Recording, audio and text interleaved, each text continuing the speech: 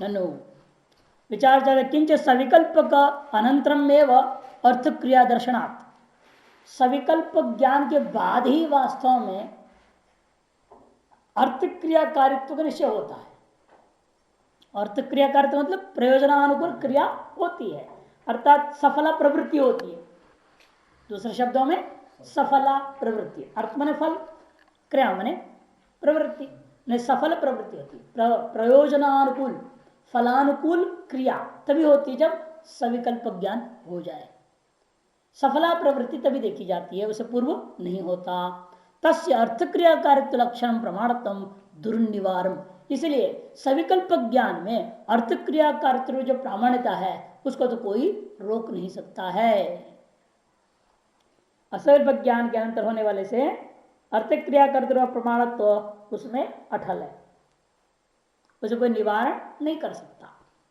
लेकिन पूर्व पक्ष नो अर्थ क्रियाकारित्व से अर्थ तो अति विप्रकर्ष अभावात् दैवागतम एवं न स्वाभाविकम इति, न दैवागतम एवं न स्वाभाविकम यथाहु।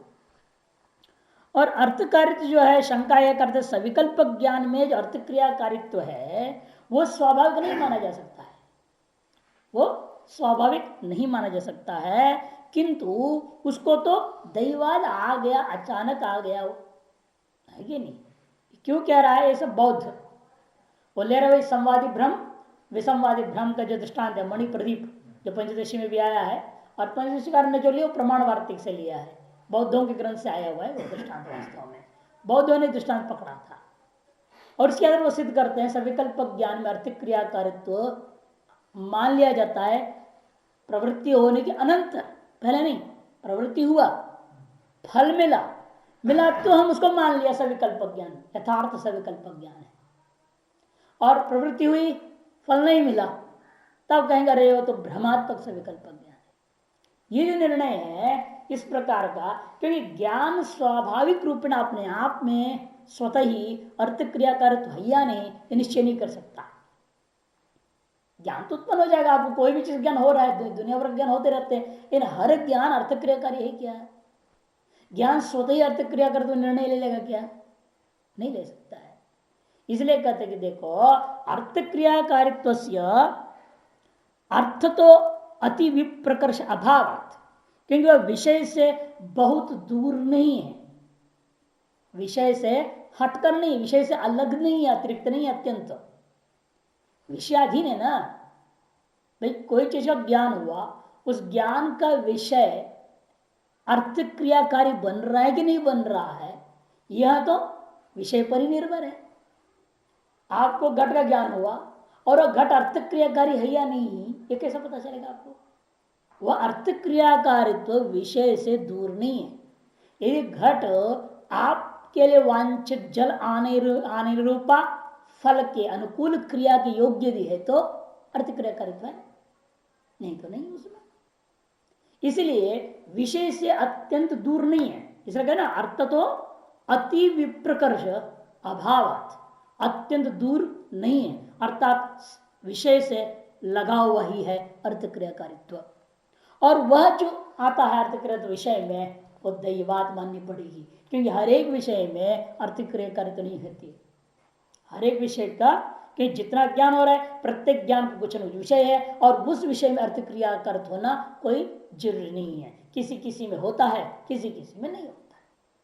क्योंकि आप देखते सवेरे से रात तक आपके दिमाग में वृत्तियां चल रही हैं, ज्ञान तो हो रहा है ना उस वृत्ति का। क्या आप सोच रहे हैं आपको मालूम है ना? क्या आपका मनोराज्य हो रहा है, क्या मन सोच रहा है, क्या स्मरण कर रहा है कि नहीं? हर चीज आपको मालूम है, लेकिन उन विषयों के साथ अर्थ क्रियाकारित्व होता है। उस ज्ञान के विषयों के साथ हर एक विषय के साथ अर्थ क्रियाकारित्व नहीं होता। इसका मतलब ज्ञान के विषय में अर्थ क्रियाकारित्व क्वचित विषयों में आता है, क्वचित विषय में नहीं आता। इसे निष्कर्ष निकला ज्ञान का स्वभाव नहीं है कि हर विषय में अर्थ क्रियाकारित्व डाल देगा, किंतु ज्ञान के विषयों में जो अर्थ क्रियाकारित्व आ रहा है वो दैवात आ गया, व्यक्ति के अपने अपने भाग्य से अदृष्टवशात। आप हर जो ज्ञान आपको होता है वो हर विषय अर्थ क्रियाकारी हो जाए, सफला प्रवृत्ति का कारण हो जाए, यह अपने अपने भाग्य के अधीन है।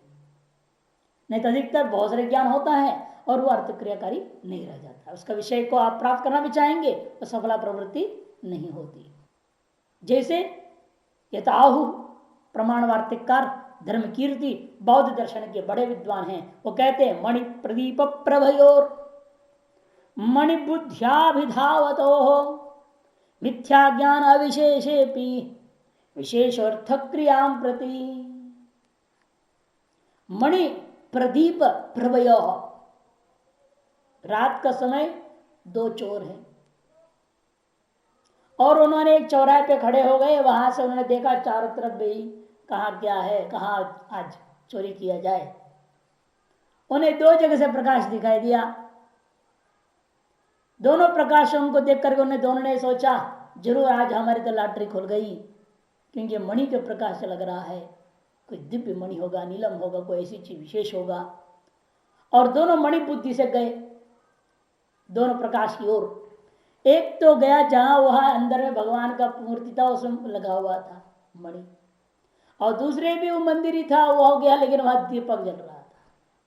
तो दीपक की प्रभा में मणि की प्रभा समझ के गया एक, दूसरा मणि की प्रभा में ही मणि समझ करके जा रहा है। लेकिन पूर्व में उन्हें पता नहीं ये मणि है ये दीपक है। प्रभा सामान्य दर्शन में उस प्रभा में मणि प्रभात्व का आरोप कर लिया, लेकिन जिस प्रभा में मणि प्रभा का आरोप कर लिया गया था उनमें से एक प्रभा मणि का ही था और दूसरा दीपक का था। अतएव एक को क्या हुआ, जब उस ज्ञान का विषयभूत मणि की प्राप्ति हुई कि नहीं, तो एक का सविकल्प ज्ञान सफल प्रवृत्ति जनक होने के नाते अर्थ क्रिया वाला सिद्ध हो गया और दूसरे का अर्थ क्रियाकारी तो नहीं रहा। तो जिसके प्रवृत्ति के होने पर मणि मिला, आप क्या मानोगे, उसके भाग्य तो मानना पड़ेगा। उसका भाग्य अच्छा था, उसको मिल गया। दूसरे का भाग्य डमाडोल था, बेचारा चक्कर काटा गया, बड़ा मेहनत करके निकला कुछ नहीं। इसलिए ये जो अर्थ क्रियाकारी तो मणि में आया एक का और दूसरे के दीपक में नहीं आया, ये जो अर्थ क्रिया एक में आना, दोनों का ज्ञान मणि ज्ञानी था, लेकिन एक के ज्ञान में का विषय में अर्थ क्रियाकारित्व आ गया, दूसरे में नहीं आया। इसका मतलब यह हुआ ये दैवात ही मानना पड़ेगा और कोई रास्ता नहीं है। मणि प्रदीप प्रभयोर मणि बुद्धियाभिधावतो हो, मणि और प्रदीप की प्रभावों को देख करके मणि बुद्धि से अभिधावत हो, दोनों ने उन प्रभावों में मणि बुद्धि किया हुआ है। मिथ्या ज्ञान अविशेष है, लेकिन दोनों को क्योंकि प्रभा सामान्य में मणि प्रभात्व का आरोप हुआ है, से दोनों को ज्ञान भ्रांति है, फिर भी विशेष अर्थ क्रिया प्रति, लेकिन प्रयोजनानुकूला प्रवृत्ति में सफला प्रवृत्ति में अंतर पड़ गया। एक का सफला प्रवृत्ति हो गया, दूसरे का सफला प्रवृत्ति नहीं हुआ। इति वस्तुस्तु अयम विकल्प मिथ्या। और दूसरी वस्तुस्तु एक और बात क्या कह रहा है कि ये जो सविकल्प ज्ञान आप कहते हो, क्योंकि बौद्ध लोग निर्विकल्प को मानते हैं, सविकल्प को बिल्कुल नहीं मानते हैं, इसलिए उनके अनुमान है सब सविकल्प ज्ञान कैसा है, मिथ्या है। क्यों, अवस्तुभूत सामान्यादि विषयत्वा चेत मैव, क्योंकि अवस्तुभूता सामान्यादि विषय है, क्योंकि वो लोग क्षणिक विज्ञान से भिन्न कोई वस्तु को मानते ही नहीं है। इसे जो नाम है, क्योंकि अभी आपने कल देखा था, हमने बताया था ना, सविकल्प में 5 कल्पनाएं होती है। पहले नाम कल्पना है ना, सबसे पहले नाम शब्द वाचक को पकड़ा, फिर इसका वाच्यभूता जाति, फिर उसे विद्यमान गुण, क्रिया, अंत में द्रव्य, ये सबसे विशिष्ट द्रव्य को पकड़ लिया। ये 5 कल्पनाएं, और ये दर्श कल्पनाओं के रहित का नाम ही निर्विकल्प ज्ञान। इसे लक्षण क्या है, कल्पना अपोढ़म अभ्रांतम, ये था ना, कल्पना अपोढ़म, अपोढ़ माने रहितम, 5 प्रकार की जो प्रसिद्ध कल्पनाओं में से कोई कल्पना का न होना और भ्रांति भी न हो, ऐसे ज्ञान का नाम निर्विकल्पक। और जो 5 कल्पनाएं जो हैं वो सविकल्प ज्ञान। और कल्पना क्या है, विज्ञान से भिन्न मानेंगे आप, विज्ञान ही नहीं ना, अतः वो सब अवस्तु है। उनके मत में विज्ञान जो है आत्मा, क्षणिक विज्ञान या शून्य विज्ञान जो भी है वही क्या है, वस्तु है, बाकी सब अवस्तु है, कल्पित है। अतएव कर अवस्तुभूत सामान्यादि विषयता, अवस्तुभूता सामान्यादि को विषय करता है ना कौन, सविकल्प ज्ञान।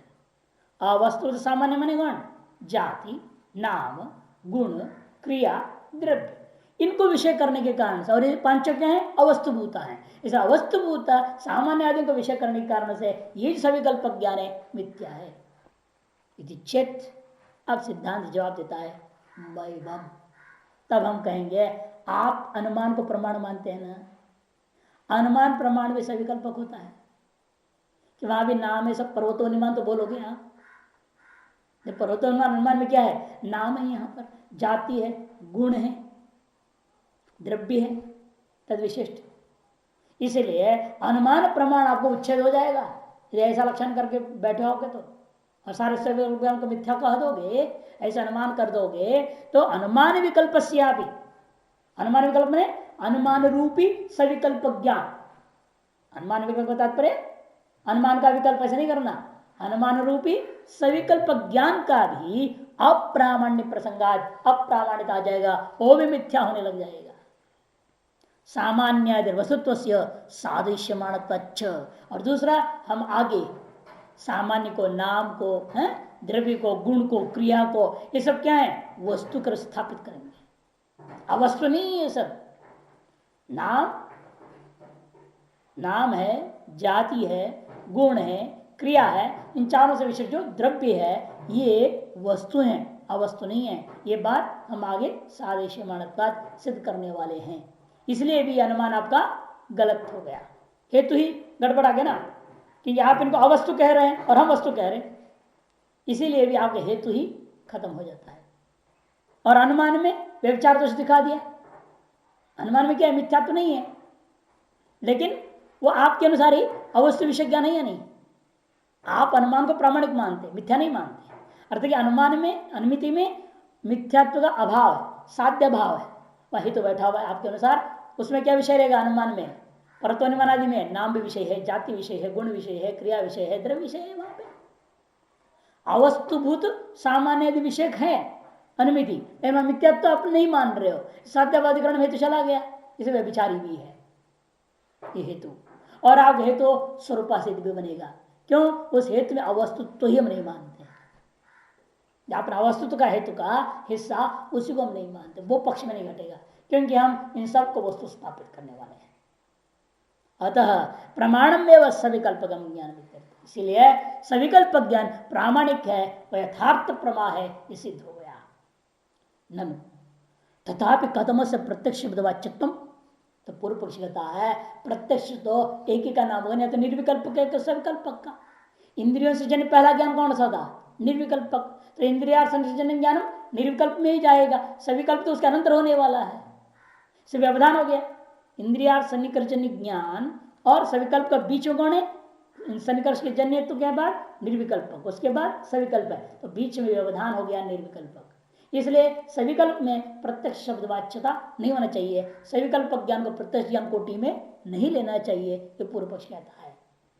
ननु तथापि कथम से प्रत्यक्ष शब्दवाच्यत्म, इस सविकल्प ज्ञान को भी प्रत्यक्ष शब्द से आप कैसे कह रहे हो, क्योंकि निर्विकल्प व्यवधान है न साक्षात अक्षजत्व अभाव, निर्विकल्प बीच में व्यवधान होने से साक्षात वो इंद्रिया सन्निकर्ष जन्य नहीं रहा, किंतु वो निर्विकल्प ज्ञान जन्य भी है। तो निर्विकल्प ज्ञान उससे जन्य है सविकल्प। पूर्व पक्षी दोष दे रहा, अभी भी एक और दोष दे रहा है, यदि परंपरा जो हुआ इंद्रिया जन्य निर्विकल्पक, निर्विकल्प से जन्य सविकल्पक, परंपरा जन होने के नाते भी हम उसको प्रत्यक्ष कर देंगे, तो परंपरा से जन्य है ना, उसको भी हम प्रत्यक्ष शब्द प्रयोग करके सविकल्प ज्ञान में यदि ऐसा कहते हो, फिर तो अनुमिति में भी प्रत्यक्ष बोल देना पड़ेगा, कि वहां भी क्या है, परंपरा वहां भी आ जाएगा। कि पहले क्या आपने देखा, इंद्रिया जन्य है धूम ज्ञान, पर्वतो धूमवान, ये पक्ष धर्म तक ज्ञान हुआ कि नहीं हुआ, वो कैसे हुआ था, इंद्रिया सन्निकर्ष से। तो इंद्रिया सन्निकर्ष जन्य हो गया धूमत्व ज्ञान, तदनंतर उत्पन्न हुआ पर्वतवन्यमान ज्ञान। जैसे यहां पर पहले क्या हुआ, इंद्रिया सन्निकर्ष जन्य था निर्विकल्पक, उससे जन्य हुआ सविकल्पक। परंपरा से उत्पन्न सविकल्पक को भी प्रत्यक्ष यदि बोलोगे तो परंपरा से उत्पन्न कौन है? अनुमिति भी है, फिर वो भी क्या हो जाएगा? प्रत्यक्ष कोटि में चला जाएगा। यह आपत्ति है। परंपरा अक्षजस्य प्रत्यक्षत्व है, परंपरा से जन्य अक्ष मन इंद्रिय से जन्य वस्तु को भी यदि आप प्रत्यक्ष करने लगोगे तो अनुमान आदि नम अपनी प्रत्यक्ष प्रसंगात, अनुमान आदि में भी प्रत्यक्षता का दोष आ जाएगा। चेत मैवम, जब ऐसे बौद्ध ने दोष दिया तब उसका निवारण करने में मीमांसक कहते नहीं। सविकल्पस्यापि निर्विकल्पक वदेव साक्षात अक्षजत्वा, क्योंकि सविकल्पक क्या है? ज्ञान, वह भी साक्षात अक्षजन्य परंपरा नहीं है वाक्य में, वह निर्विकल्प से जन्य नहीं होता जैसा आप सोच रहे हैं। लेकिन होता क्या है? निर्विकल्प ज्ञान कब हुआ था? जब अक्ष से विषय संबंध हुआ, इन विषय दूर होने के नाते या मंदांधाधिकारी में होने के नाते अस्पष्टता, तब निर्विकल्प ज्ञान वह किंचित इदम, ऐसा आपने बोला। और जब विषय नजदीक आया तब आपकी इंद्रियों को स्पष्ट ग्रहण हुआ।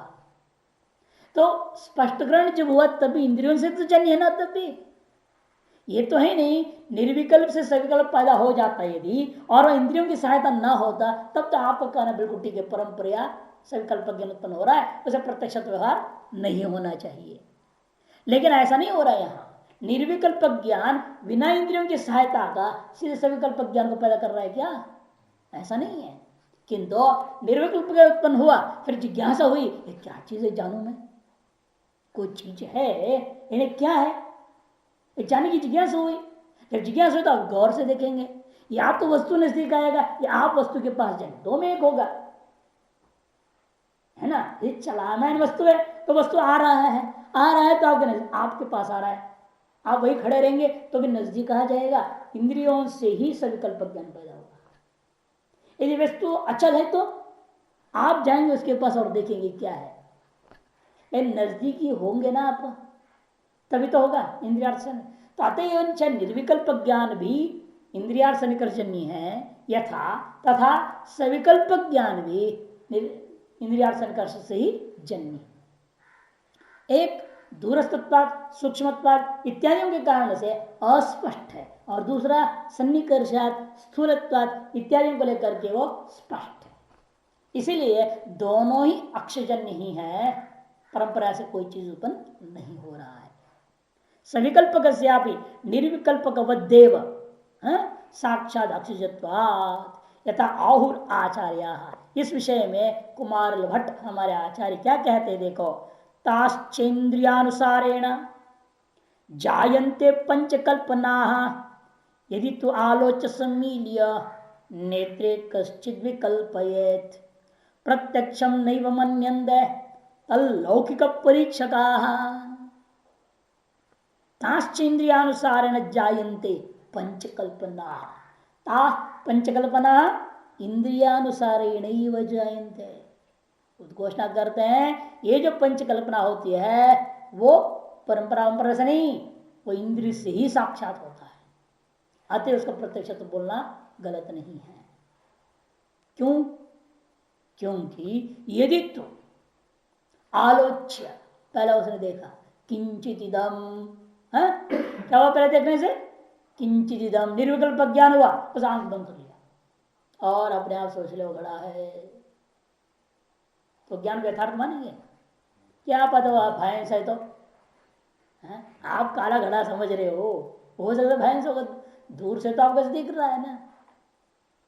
आपने तो उसको आगे इंद्रिय संकर्ष बंद कर दिया, निर्विकल्प ज्ञान बंद होते ही बराबर आपने इंद्रियों को बंद कर दी और अपने आप अंदर से सोच लिया कुछ चीज, वो ऐसा दिखता था ना, लगभग थोड़ा काला काला सा था, ऐसा था, तो हो सकता है वो घड़ा होगा, और वो भैंस को क्या मालूम, या भैंस को आप भैंस सोच रहे हो होगा घड़ा हो, कुछ भी हो सकता है ना। जब तक आगे इंद्रियों को प्रयोग नहीं करोगे, जो भी सविकल्प ज्ञान आप तय करते हो अपने आप अपने मन की कपोल कल्पना से, वह यथार्थ होना कोई जरूरी नहीं है। इसे कहते हैं, उसको लोग भी शास्त्रवेत्ता तो छोड़ो, आम आदमी भी क्या कहेगा, वो तुम्हारी कपोल कल्पना ही बोलेगा, प्रमाण नहीं मानेगा।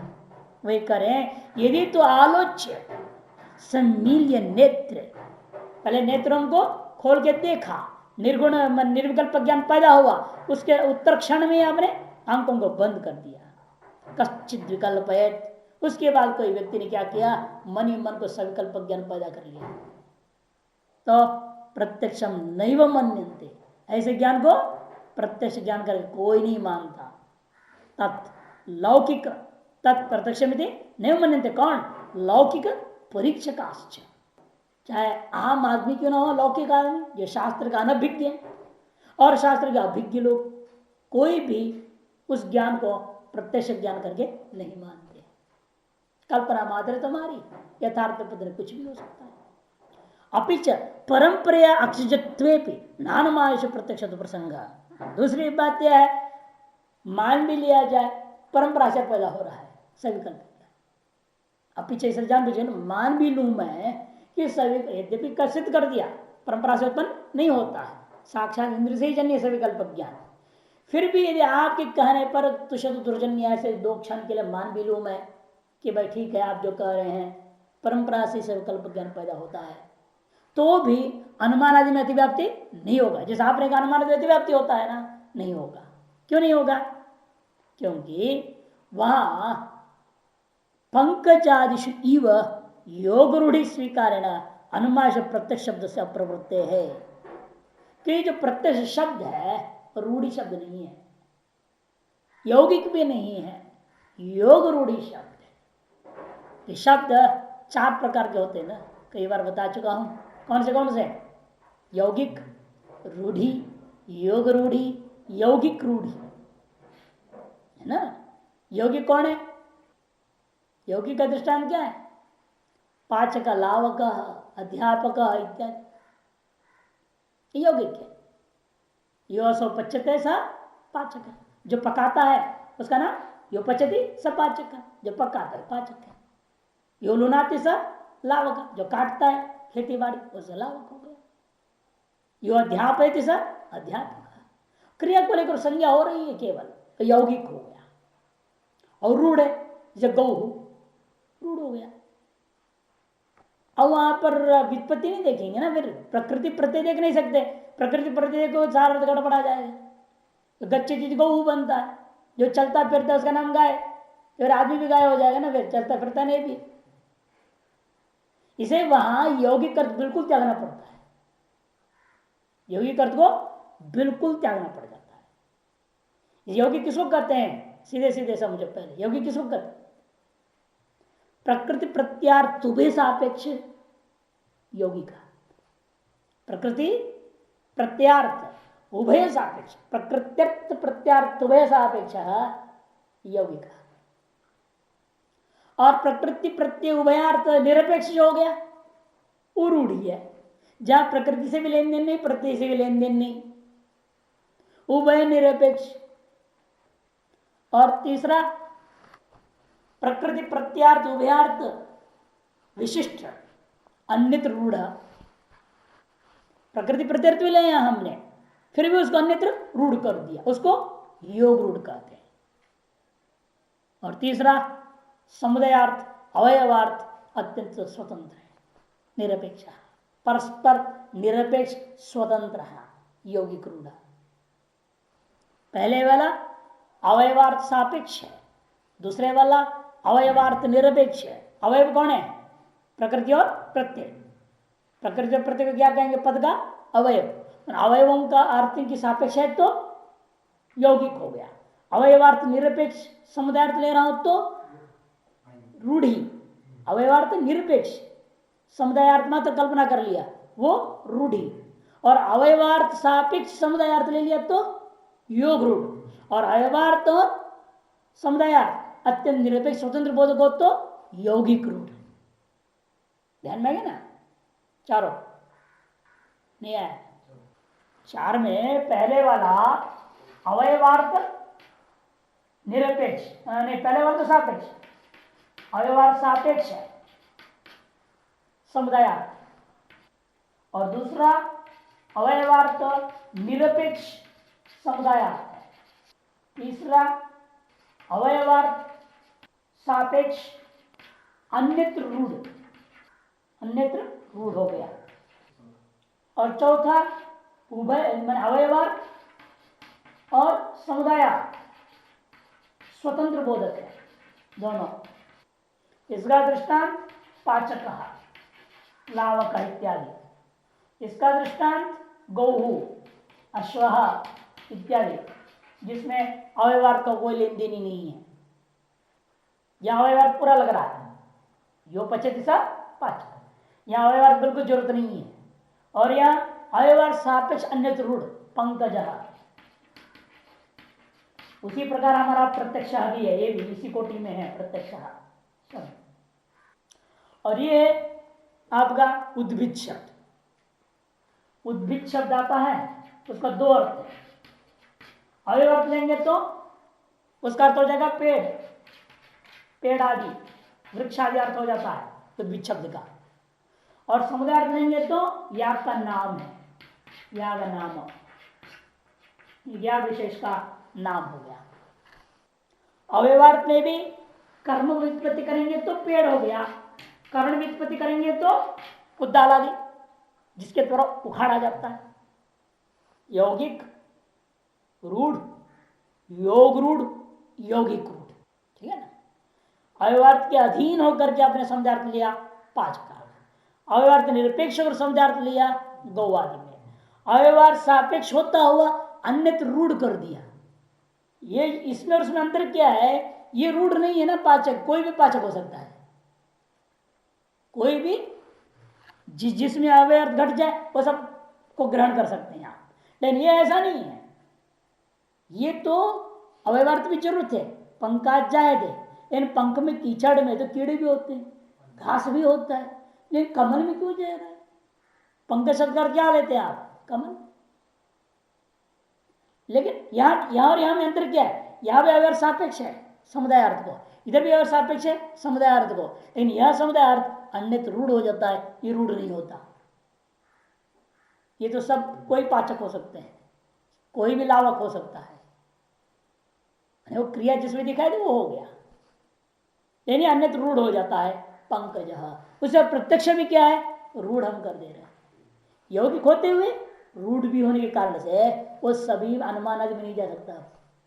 जैसे पंकज शब्द कमल में ही रूढ़ हो जाता है, वो आप घास में कीड़े में नहीं ले जा सकते, जो कीचड़ में पैदा होने वाले अन्य चीजों में नहीं ले जा सकते। तद्वत प्रत्यक्ष शब्द भी है हमारा, निर्विकल्प संकल्प में ही रूढ़ है, भले वो अर्थ व्युत्पत्ति उसका अनुमान में भी चला जाए भले।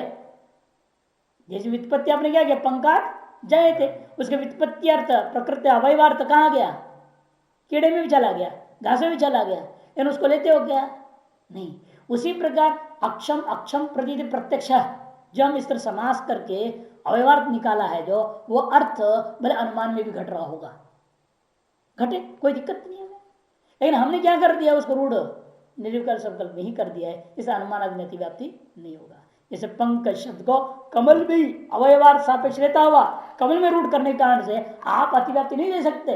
पंकज शब्द से हम अतिव्याप्ति दे देंगे, भाई वो तो कीचड़ में चला, कीचड़ में होने वाला घास में चला गया, वह कीड़े में चला गया, उसका अर्थ ऐसा आप दोष नहीं दे सकते, क्योंकि वह शब्द यौगिक योग रूढ़ है, वो यथा तथा प्रत्यक्ष क्या है, योग रूढ़ है। भले अवयवार्थ 10 चीजों में जा रहा होगा, लेकिन हमने उसको एक में रूढ़ कर दिया है। उसी प्रकार से यहां पर भी हम क्या करें, प्रत्यक्ष शब्द को अवयवार्थ लेंगे, समास का जो अर्थ है अक्षम अक्षम प्रतीति, ये जो विक्रवाक्य का अर्थ है, ये यौगिक जो अर्थ हो रहा है वो अर्थ भले अनुमान में भी जा रहा है, में भी जा रहा है, सब में चला जाए, हमें कोई दिक्कत नहीं है, लेकिन हम उसको रूढ़ कर दे रहे हैं निर्विकल्प संकल्प में, अति कोई अतिव्याप्ति नहीं होगा। नहीं तो कमल शब्द पंकज शब्द का भी अतिव्याप्ति नहीं लग जाएगा, एक अर्थ का बोधक को नहीं रहेगा। यौगिक होता हुआ एक अर्थ का बोधक है ना, एक ही वस्तु का बोधक है वो।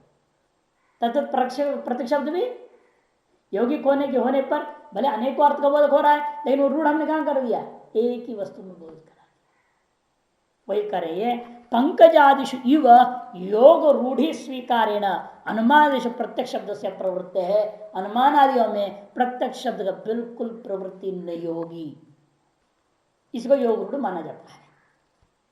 अत्र गुरु राह, यहां प्रभाकर का कहना है, गुरु मने प्रभाकर, उन्होंने क्या कहा है उसका भी खंडन करना जरूरी है। अब यहाँ एक जगह और दिखा रहे, देखो, न पंकजाशु रूढ़ी रस्ती, वैसे पंकज शब्द उनको रूढ़ मानने की जरूरत नहीं बोलते हैं। बताओ, दुनिया मानते पंकज सबसे कमल में रूढ़, और गुरु मत वाले कह रहे हैं कि नहीं जी पंकज को रूढ़ी मानने कोई जरूरत नहीं। अवयव शक्ति व पद में वृत्ति उपपत्ति है, अवयव शक्ति के द्वारा ही हम कमल में को ग्रहण कर लेंगे। कुमुदादि प्रवृत्तिस्तो तेज अप्रयोगादेव, और कुमुदादि का अर्थ क्यों नहीं ग्रहण कर रहे हो? क्योंकि उसमें दुनिया में कोई प्रयोग नहीं करते, इसलिए मैं ग्रहण नहीं करूंगा।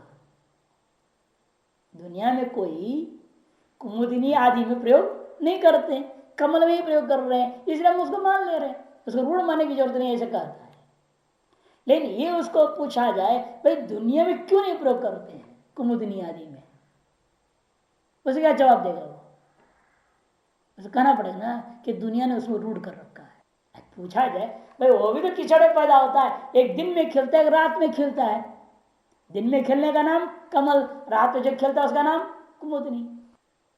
कुमुद कुमुद कीचड़ में होते हैं, दोनों एक जैसे दिखते हैं। हाँ, एक जैसा लगभग होता है, रंग में थोड़ा फर्क है, लाइट रंग होता है, थोड़ा तेज रंग होता है। कमल है तो उसी कीचड़ में पैदा हो रहा है, और ये दिन में खिल रहा है और रात में खिल रहा है। ये चंद्र का किरण से खिलते हैं और सूर्य का किरण से खिलते हैं। उसे क्यों नहीं ले रहे? दुनिया नहीं ले रहे ना, इसलिए हम उसको मान लेते हैं ऐसे। अरे दुनिया क्यों नहीं लेती उस अर्थ को? इसका जवाब उनके पास नहीं है।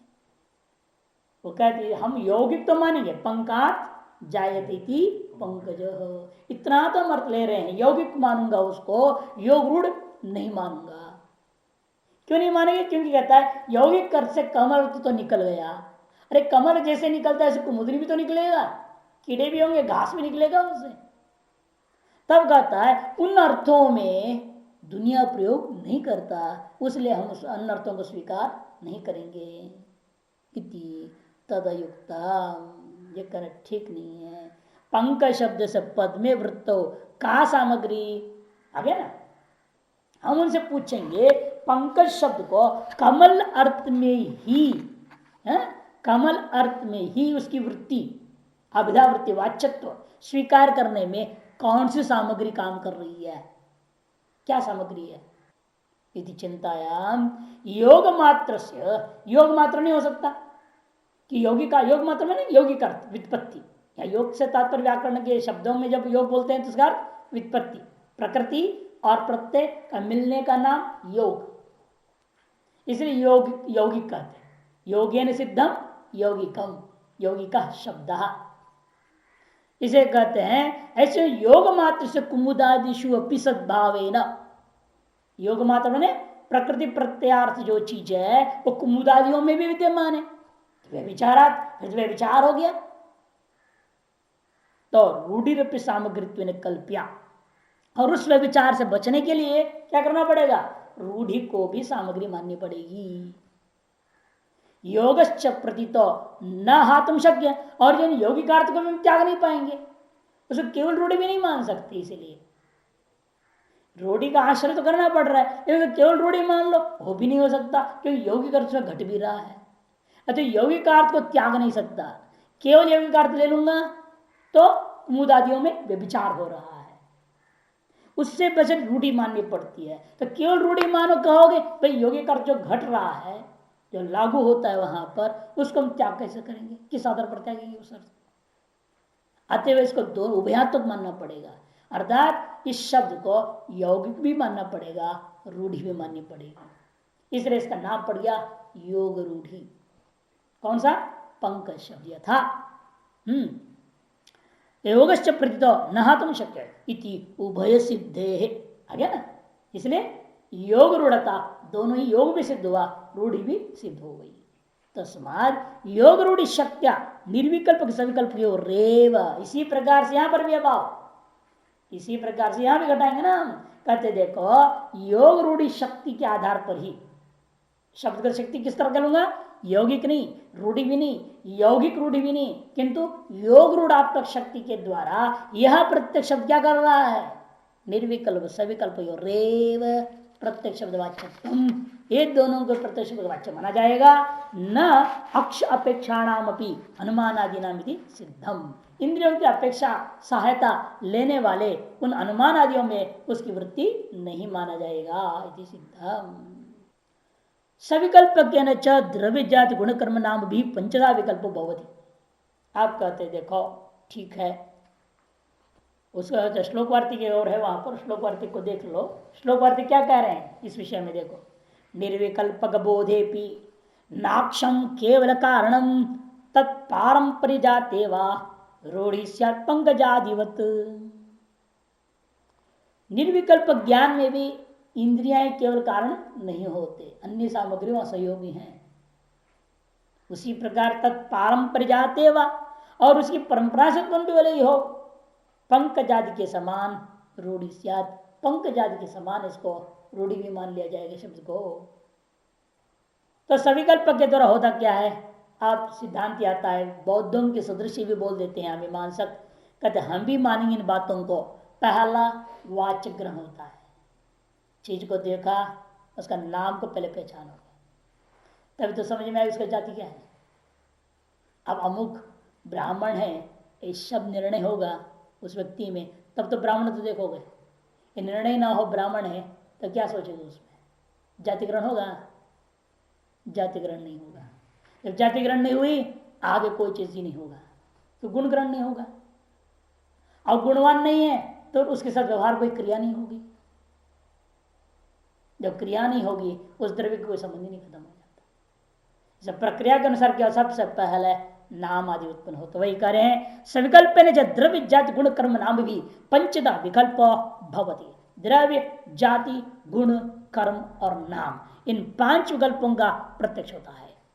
द्रव्य के लिए दृष्टांत दे देखो, वेणुमान अयम, यह वंशीधर है, बांस को धारण किया हुआ ये भगवान कृष्ण है, ऐसे द्रव्य को ग्रहण किया।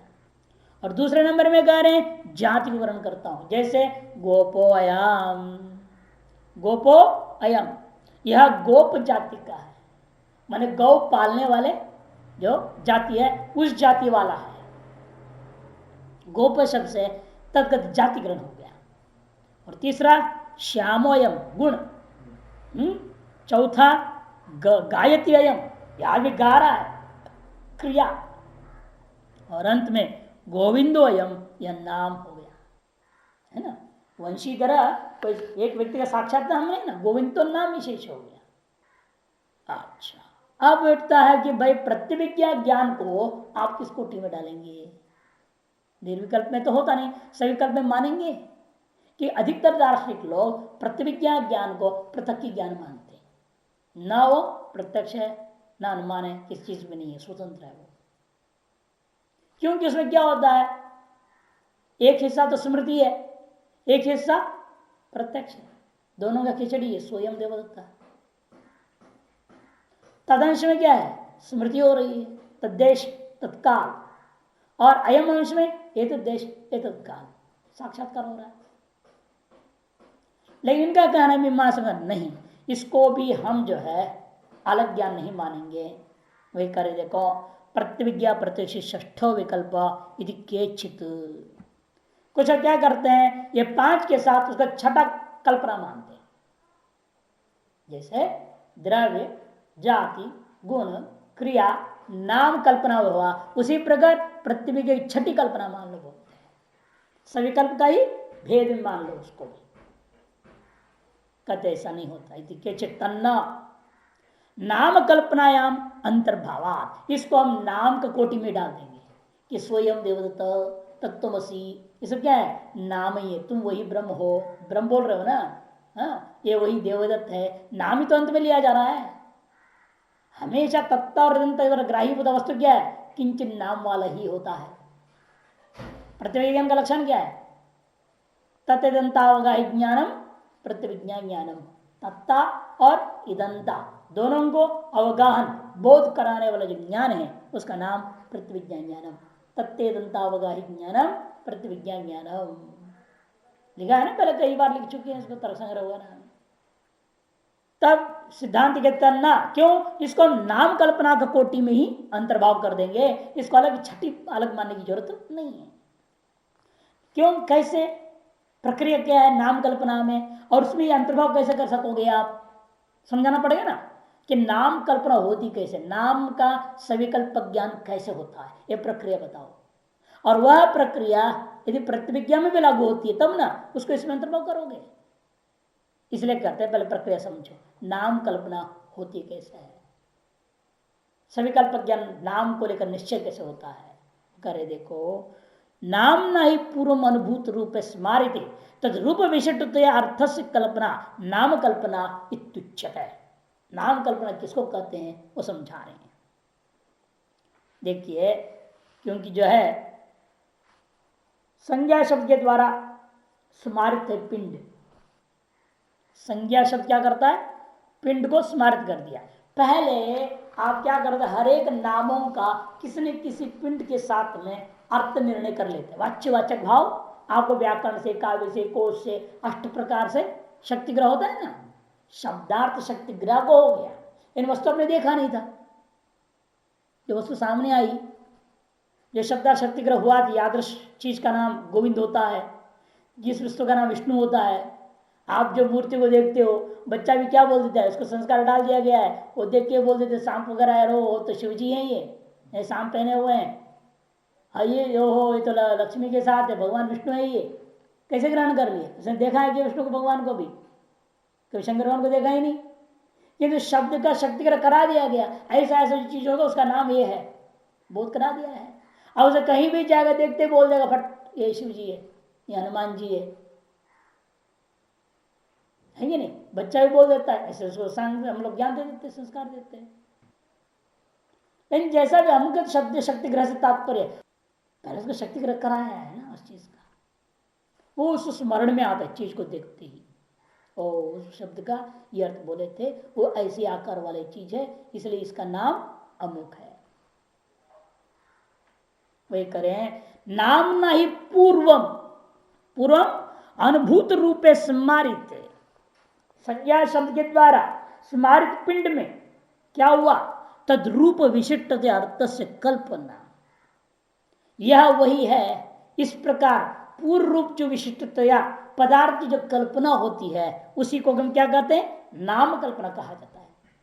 जैसे मान लो गोविंद दृष्टांत जो पहले दिया था, उससे पहले घटा लो, इसका यही अर्थ है, होता है कि जिस लावण्यमय विग्रह को, सौंदर्य से विशिष्ट विग्रह को भगवान विष्णु करके, गोविंद करके बोध करा दिया गया था पहले। ऐसा ऐसा शंख चक्र वगैरह होगा, एक हाथ में गदा होगा, एक हाथ में कमल रखा होगा, पीला पीला कपड़ा पहना होगा, श्लोक भी बना दिया ना आपने, पीताम्बर वाससम। तो सब जो सब श्लोक भी रटा हुआ बच्चा, उस सब के आधार पर जो है उस चित्र को जब देखेगा वो पहचान लेगा और कहता है अयम गोविंद गोविंदोयम प्रभु। ये नाम कल्पना का स्तर का है। तो लावण्यमय विग्रह को हमने गोविंद पद वाच्यता पहले निश्चित किया था, जिसको, जिसके बारे में हमने पहले शब्द का वाच्य रूपेण निश्चय कर लिया गया था, वही यह सामने अब है। इस प्रकार से वो ग्रहण करता है, इस तरह से ग्रहण करने का नाम ही नाम कल्पना। जब नामास्पदता शब्दवाच्यता को माध्यम न बना करके, माध्यम इतना ही अंतर है। यहां प्रतिविज्ञा में क्या हो रहा है, पहले यहां से नाम गृहित नहीं, पहले तो वस्तु भी गृहित था, वही वस्तु को मैं यहां देख रहा हूं दोबारा। पहले जिस व्यक्ति को मैंने मुंबई में देखा था उसी को मैं अब ऋषिकेश में देख रहा हूं। मैंने वहां वस्तु भी गृहित हो चुका है, शब्द और वाच्यार्थ का बोध नहीं है, वस्तु का भी साक्षात्कार है। कहा, प्रतिविज्ञा में। ये अति अधिकता है नाम कल्पना की वजह से। नाम कल्पना क्या था, पहले केवल शब्द को जानते थे, उसको वाच्यार्थ को जानते थे, इन वस्तु ग्रहण नहीं हुआ था। और यहां क्या हो रहा है, वाच्यवाचक भाव का इतना के अलावा वस्तु भी पहले से गृहीत था, उसको दोबारा मैं अब ग्रहण कर रहा हूं। मैंने सब नाम को ही दोहरा रहा हूं। पहले मुंबई में जिस शब्द का वाच्य रूपेण जिस वस्तु को मैंने ग्रहण किया था, उसी वस्तु को दोबारा यहां उसी शब्द का वाच्य रूप में ग्रहण कर रहा हूं, उसी शब्द का वाच्य रूप में ग्रहण कर रहा हूं। तो नाम ही तो रहा यहां पर भी नामक प्रधानता ही है। अंतर इतना ही है, पहले से वो वस्तु अज्ञात है और यहां वस्तु ज्ञात है, इतना अंतर है। इसलिए कहते कि देखो कि तेन गोविंदोयमित्यस्य अयम अर्थ, गोविंद का क्या अर्थ होता है, मूल में स्वयं बता रहे, यो अस्माभिर गोविंद शब्द वाच्यते पूर्व गृहीत, जिसको हम लोगों ने क्या ग्रहण किया, गोविंद शब्द वाच्यत्व ने ग्रहण किया था, सएवयम वही यह है गोविंद, इस प्रकार से निश्चित होता है। और यदा तो प्रतिविज्ञा में अंतर दिखा रहे, यदा तो शब्दवाच्यम अतंत्रीकृत्य, आगे ना शब्द की वाच्यता का अधीन न हो करके पूर्वा पर रूपयोर ऐक्य, पहला जिस रूप को ग्रहण किया था उसी को दोबारा ग्रहण करता हुआ दोनों में ऐक्यता कर दिया। पहला ग्रहण किया हुआ था दिमाग में है और अब ग्रहण कर रहा हूं, उन दोनों में क्या कर दिया, ऐक्यता कर दिया, इसी का नाम प्रतिविज्ञा है। तथा और ऐसा तब भी क्या प्रयोग कर रहा है वाक्य, सएवयम, तभी बोलेगा, इतना है। इति प्रतिविज्ञा स्पष्ट भवति, इस प्रतिविज्ञा अत्यंत स्पष्ट ही है, नाम स्कंद अथवा नाम कल्पना के अंतर्गत ही होता है। मीमांसा क्या कहते हैं, कल्पना शब्द प्रयोग करते हैं, नाम कल्पना, द्रव्य कल्पना, जाति कल्पना, और बहुत क्या कहते हैं, नाम स्कंद, रूप स्कंद, ऐसा स्कंद शब्द प्रयोग करते, इतना अंतर है। साच प्रतिविज्ञा संस्कार सहित इंद्रिय एक ज्ञानत्व जायते, और वह प्रतिविज्ञा कैसी हो रही है, संस्कार सहित इंद्रिय, इतना अंतर है। संस्कार सहित, किस प्रकार का संस्कार, संस्कार संस्कार में अंतर इतना है। शुद्ध नाम कल्पना में क्या हो रहा है, वाच्यवाचक भाव की संस्कार है, और यहां पर वाच्यवाचक विशिष्ट वस्तु का भी संस्कार है। तो संस्कार संस्कार से विशिष्ट होकर के इंद्रियण एक ज्ञानत्व न जाते, इंद्रियों के द्वारा एक ज्ञानत्व उत्पन्न हो गया, स्वयं देवदत्ता तथा च सइति अयमिति च द्वे भान जन्य, और स्पष्ट करते तथा ही उसको स्पष्ट करते कैसे होता है, कहते वह दो हिस्सा है, एक सइति दूसरा अयमिति, दो अलग हिस्से हैं। उनमें से तत्र सइति भान जनन शक्ति ही संस्कार कृता, स ये जो भान की उत्पादिका शक्ति, ज्ञान की उत्पादिका शक्ति कौन है, संस्कार कृत है, और अयमिति भान जन्य शक्ति इंद्रियकृता, और अयम अंश जो उत्पन्न हुआ है वह भान क्या ज्ञान की शक्ति इंद्रियकृत है। अतएव संस्कार सहकृत इंद्रियकृत हो गया, स्वयं देवदत्त, यानी तद्वत स्वयं गोविंद में भी क्या है, नाम कल्पना में भी वहां भी संस्कार है। किसकी संस्कार, लेकिन वस्तु का नहीं था, वाच्यवाचक भाव शब्द, और वो क्या है उसका अर्थ, ये अब अर्थ ज्ञान मात्र था, वस्तु को देखा नहीं था। वस्तु को ग्रहण करा जिसके बारे में मैंने पहले तुमको समझाया तो वही यह है, तब भी स्वयं ही ग्रहण हो रहा है, अब इसमें भी स्वयं ग्रहण हो रहा है, दोनों में संस्कार सहकारी है, इतना अंतर है। एक में संस्कार वाच्यवाचक भाव मात्र का है, दूसरे में वाच्यवाचक भाव विशिष्ट वस्तु का भी संस्कार है। इत्यलम अनेन, बस कहते हैं ज्यादा बोलूं तो बेधजमी हो जाएगी, है नहीं, ज्यादा गहराई में नहीं जाना चाहते प्रतिविज्ञा के बारे में, इतना ही कहा देकर शांत हो रहे हैं। कर इसीलिए इस प्रतिविज्ञा को भी सविकल्प ज्ञान कोटि में डाल देना, और उसमें भी नाम कल्पना कोटि में अंतर्भाव कर देना, इसे पृथक कोई सविकल्प ज्ञान का छठा विकल्प करके भी नहीं लेना, और सविकल्प से भिन्न ज्ञान कर कुछ लोग कहते हैं, वो भी अपने आप गलत साबित हो गया। यह च प्रत्यक्ष ज्ञानेश विवक्षा भेदेन इंद्रिय से तस् निकर्ष ज्ञान से वा कारण कर्णत्व भवती, आप कहते हैं देखो प्रत्यक्ष ज्ञानों में सदा एक ही चीज को हम कर्ण नहीं मानेंगे, कहीं पर इंद्रियाकरण हो जाते हैं, किसी किसी ज्ञान में सन्निकर्षकरण होता है, किसी ज्ञान में जो है स्वयं ज्ञानीकरण हो जाता है। कैसे होता है वो सब अलग अलग दिखा रहे। देखिए कुमार भट्ट का श्लोक वार्ता देखना, किसमें कौन हो रहा है, नीचे श्लोक वार्तिक छूट गया, एक श्लोक वार्तिक, तत्र शब्दार्थ संबंधम प्रमातु स्मरतो पिया बुद्धि पूर्वगृहीतार्थ संधानादुपजायते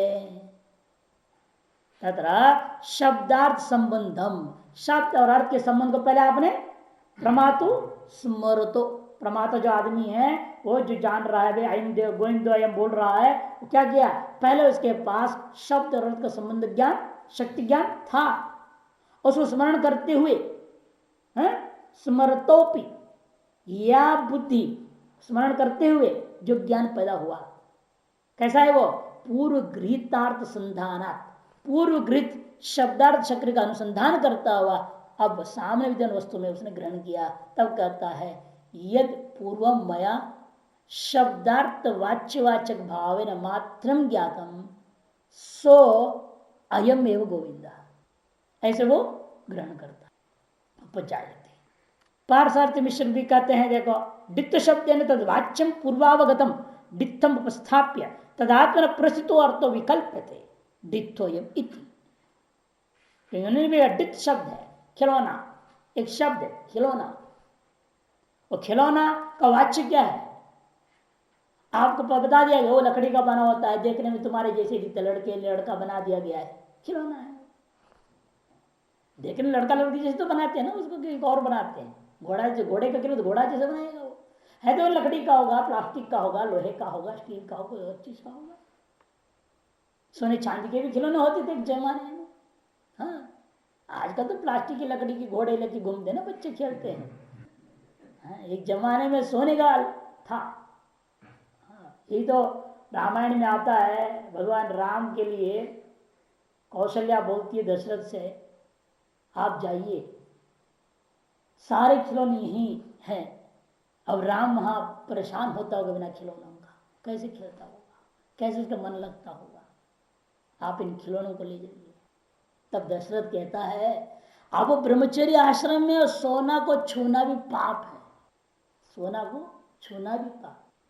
अपने गुरु के पूजा के जो चीज है वो सोना चांदी का हो, उसको तो धोने के छू सकता है, उसके अलावा किसी खिलौना या आभूषण करके स्पर्श करना भी ब्रह्मचारी को पाप है। इसलिए इसको मैं नहीं ले जाऊंगा। वहां पता लगता है कि सोने चांदी के खिलौने से भगवान राम खेलते थे, और आजकल प्लास्टिक खिलौना हमारे राम खेलते हैं।